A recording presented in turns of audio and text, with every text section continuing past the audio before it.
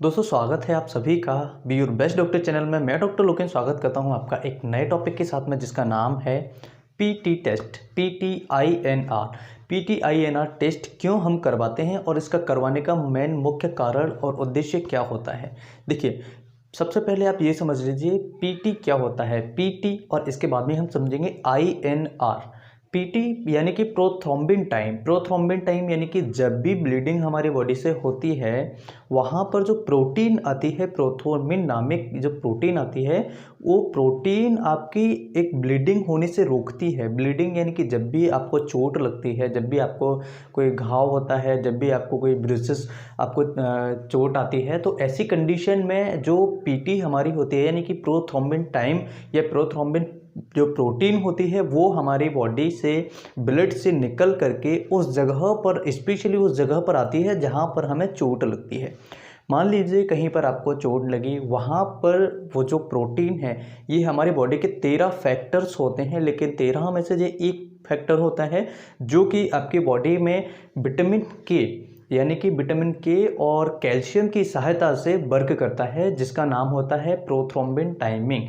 ये हमारी बॉडी में इसका नॉर्मल जो टाइमिंग होती है, वो टाइमिंग होनी चाहिए 10 से लेकर के 13 या 14 सेकेंड्स, यानी कि इतने सेकेंड्स में आपका प्रोथ्रोम्बिन टाइमिंग होनी चाहिए, तो ये नॉर्मल होती है। अब बात करते हैं हम आईएनआर की। आईएनआर एक ऐसा रेशो है, यानी कि हम इसका फुल फॉर्म की अगर बात करें, इसको बोलते हैं इंटरनेशनल नॉर्मलाइज्ड रेशो।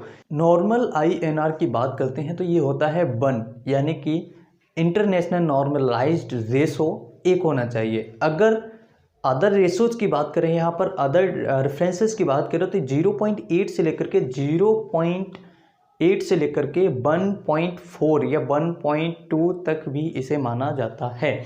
ये होता है इसका नॉर्मल रेशो। तो फ्रेंड्स, आज हमने जाना कि ये रेशो हमें क्यों करवाना चाहिए। स्पेशली हार्ट के मरीज़ों में देखने को ज़्यादा मिलता है, या फिर हार्ट के पेशेंट्स में जो होते हैं उनको करवाना बहुत ज़्यादा ज़रूरी रहता है, क्योंकि ऐसे पेशेंट जो एट्रियल फिब्रिलेशन के मरीज़ होते हैं, उनका जो रेशो है, आईएनआर रेशो है, वो 2 से 3 रह सकता है या होना चाहिए। और अगर हम बात करें कि जो पेशेंट्स के हार्ट वॉल्व से रिलेटेड प्रॉब्लम है, उनका रेशो 3 से 4 होना चाहिए।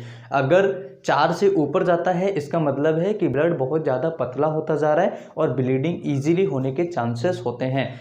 आईएनआर को हम तब करवाते हैं जब हम हार्ट से रिलेटेड कोई प्रॉब्लम हो, किडनी से रिलेटेड कोई प्रॉब्लम हो, या फिर आपको सर्जरी करवानी हो, जैसे कोई ऑपरेशन आपको करवाना है, कभी कहीं से आपको किसी बीमारी के लिए आपको सर्जरी करवानी है, तो प्रोथ्रोम्बिन टाइमिंग और इसके साथ में आईएनआर का भी लेवल रेफरेंस रेंज देखा जाता है।